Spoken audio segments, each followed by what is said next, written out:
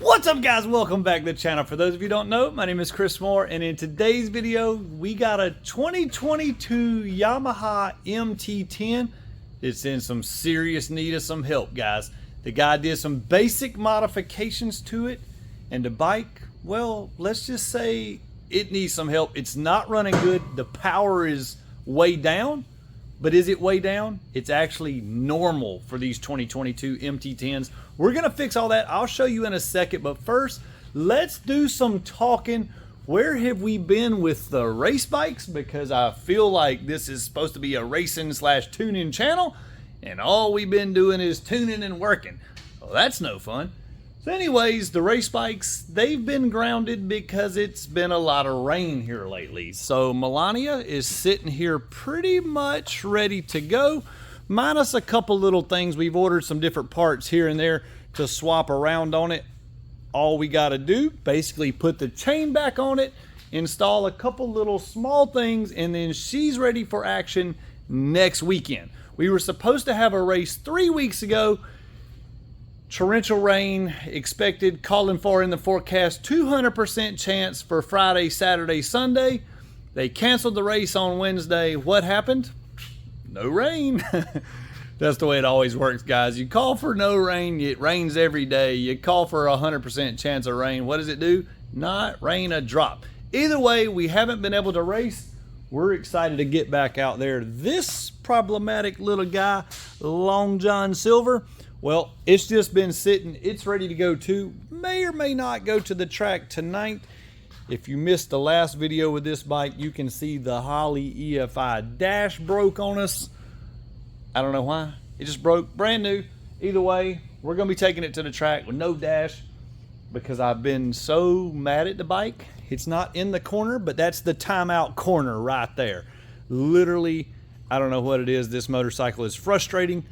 I would almost like to light a match to it, but of course we're not going to do that. We're gonna just realize that that's how racing is. Sometimes shit happens. We'll fix it and keep on going, but I got to take it back to the track, get this thing dialed in. Our little fun car here, skid mark. If you missed that video, you gotta go check it out. My 1959 Fiat Auto Bianchi with none other than a Hayabusa motor. She's about to go to the fab shop here just any day now. As soon as I get the phone call, as soon as they finish with the other project that they're working on, they're gonna be getting this thing in there. It's going in for a turbo kit, a built motor, a fuel tech, the whole 9 yards. We're gonna be getting 450 horsepower out of this little tiny skid mark. You know, that shit that come apart when, or happen when you never thought it was going to. That skid mark.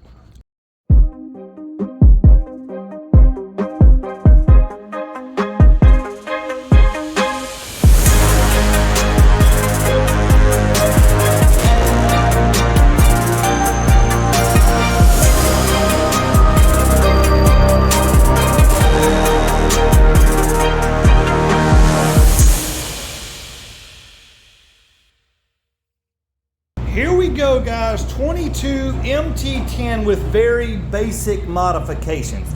It has a Yoshimura AT2 slip-on, which means it just goes from here to here. The factory header is there, but the muffler box, the cat, all this junk that was on the bike is gone. The bike now sounds incredible, but the performance, not so good.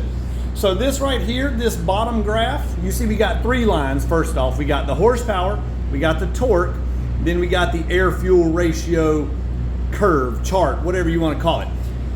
This, we want to be pretty close to this dotted line from start to finish. Anything above this dotted line is too lean, meaning not getting enough fuel. Anything below this dotted line is too rich, meaning getting too much fuel. So as you can see, our nice perfect straight line that we're supposed to have looks a lot like a roller coaster. And today we're gonna be fixing that. In return, when we fix this, it's gonna make this increase. It's gonna make it go higher and make smoother power, better transition in power.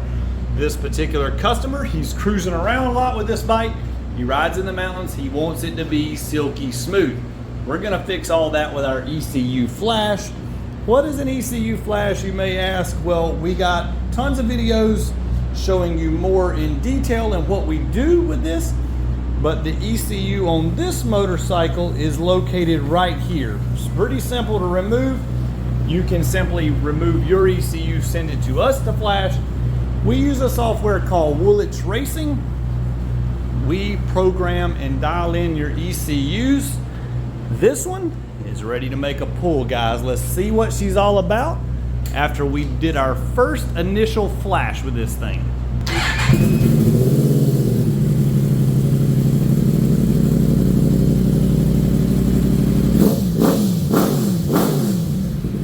Oh yeah, sounds like she's ready. Here we go, guys. The ECU is flashed. We're about to do the baseline pull. This is our ECU Flash from another bike with similar modifications.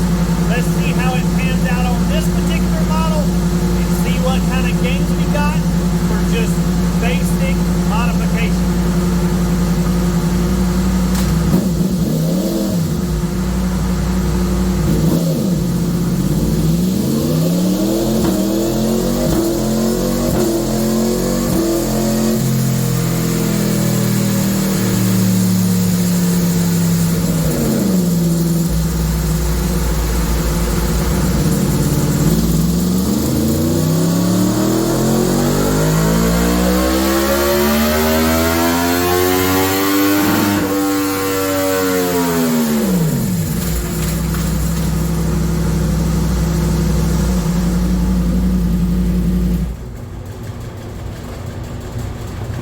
The results are in. We started off with 133 horsepower, and just like that, magic has been performed. We're at 149.53, guys. So huge improvements.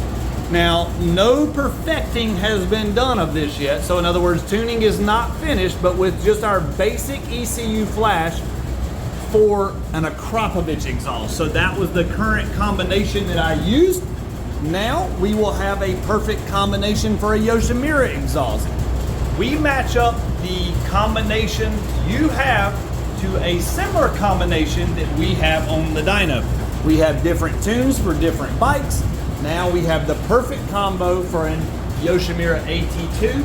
And take a look at what, this is not what we would consider the perfect combination yet, but look at how much closer and how much better the gains are since we've installed the tune from the Akrapovic exhaust. Now you can see here in the low range where we fixed, I know there's a lot of numbers, a lot of lines, a lot of stuff going on, but long story short, we started out with 59 horsepower here at 5,600 RPMs, and we jumped up to 74. That's night and day power that you're gonna feel every single time you ride the bike. And then where those pesky top end restrictions kicked in before, we were at 122, now we're at 149. Did I mention this has only cost $345 to get your ECU flashed? Huge gains for a very small price. All right, guys, we're working away flashing the ECU. As of right now, we're up to 150 horsepower, and we're steadily getting this air-fuel ratio curve a little better and a little better. But let me talk to you a second about why ECU flashing is so important and what exactly it does. Now, we use the Woolwich Racing software in order to program these ECUs, and inside the ECU, let me show you a little bit about what's going on, of why this thing has so much restrictions in it from the factory. Now you can see here we've got the electronic throttle valve table pulled up. We're in power mode 1, which is our fastest one, and then we're gonna put the bike in 5th gear, which is where we're dynoing it. I'll show you the other gears here in a second, but take a look at this. This is our throttle position sensor column. This is how much gas we're giving it with our hand, okay? So you can see we go 100% throttle with our hand. This over here is our RPM column, and then these numbers in here is how much throttle the ECU is actually giving the bike. So you go 100% throttle starting out, you can see here it slowly ramps up, but the highest it ever gets is 88%, it goes 88% at 8,000 RPMs, stays 88% till 10,000 RPMs, and then cuts back to 72, 68, 67, and 60%. Come on, man. So you mean to tell me you're wide open throttle, but your bike ain't going wide open throttle? Yep. More Mafia here to save the day, boys. So we got gear 5, gear 6. You see pretty much same numbers, but let's go all the way down to gear 1. You can see it is the same as well. Then you go to mode 2 and you have even less throttle. So mode 2 and mode 1, we actually tune to almost be the same. So if you go wide open on mode 2, it will make the same horsepower as mode 1. But let's just say you're riding a passenger on the back and whatever, you just want to be as smooth as possible. Well, mode 2 is going to ride a little smoother than mode 1. Now, we also have the ability to go in and change all the fuel tables on this bike in the vacuum maps and the TPS maps. And then we also change the ignition maps to get those pesky restrictions out of the ignition tables. We also have the ability to turn off such things as the top speed limiter, and then we disable the decel fuel cut. Now, what does that mean? From the factory, when you let off the throttle, the fuel injectors cut off completely, which gives you that brr, brr, you know, that it's a jerky sensation when you're riding it. The bike is twitchy. It does that from the factory. Pretty much all bikes do that from the factory. We stop that problem. So whenever we click that button, that gives us the ability to keep the fuel injectors running. They then spray a very fine mist while the bike is on decel, causing it to be much smoother when you resume the throttle, because there is no delay from fuel being in the system to fuel being not in the system. We fix all that. Now, one thing to point out in that, whenever we do that option, that is going to cause a little popping and burbling and backfiring on decel, because we're squirting gas in there and the bike is not burning it all off immediately like it normally would be if you were accelerating. How can we stop that if we don't want that? No problem. We do what we call the old trusty pair valve block-off plates, better known as AIS block-off plates. Or what we did on this bike was simply called the marble mod. We literally took a ball, a little marble, and put it in a vacuum hose that connects to the airbox right around in this general area right here. So you'll have to lift the tank up. There's a hose on the airbox.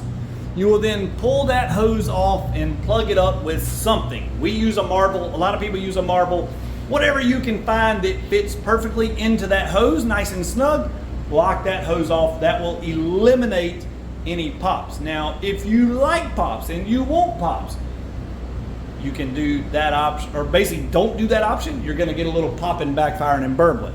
Now, we also have other options known as ultimate pops and bangs.